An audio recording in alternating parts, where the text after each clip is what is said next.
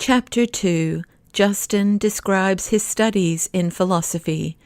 "I will tell you," said I, "what seems to me, for philosophy is, in fact, the greatest possession and most honorable before God, to whom it leads us and alone commends us, and these are truly holy men who have bestowed attention on philosophy. What philosophy is, however, and the reason why it has been sent down to men, have escaped the observation of most, for there would be neither Pythagoreans, this knowledge being one. I wish to tell you why it has become many-headed. It has happened that those who first handled it, i.e., philosophy, and who were therefore esteemed illustrious men, were succeeded by those who made no investigations concerning truth, but only admired the perseverance and self-discipline of the former, as well as the novelty of the doctrines, and each thought that to be true which he learned from his teacher. Then, moreover, those latter persons handed down to their successors such things, and others similar to them, and this system was called by the name of him who was styled the father of the doctrine.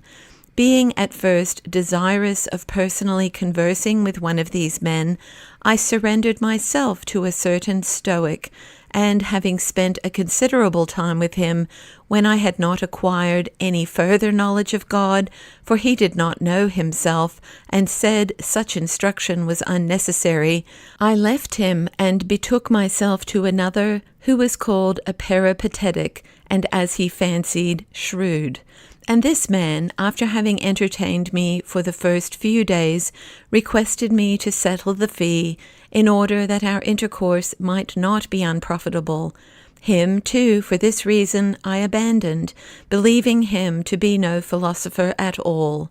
But when my soul was eagerly desirous to hear the peculiar and choice philosophy, I came to a Pythagorean, very celebrated, a man who thought much of his own wisdom. And then, when I had an interview with him, willing to become his hearer and disciple, he said, "What then? Are you acquainted with music, astronomy, and geometry? Do you expect to perceive any of those things which conduce to a happy life, if you have not been first informed on those points which wean the soul from sensible objects, and render it fitted for objects which appertain to the mind, so that it can contemplate that which is honorable in its essence, and that which is good in its essence?" Having commended many of these branches of learning, and telling me that they were necessary, he dismissed me when I confessed to him my ignorance. Accordingly, I took it rather impatiently, as was to be expected when I failed in my hope,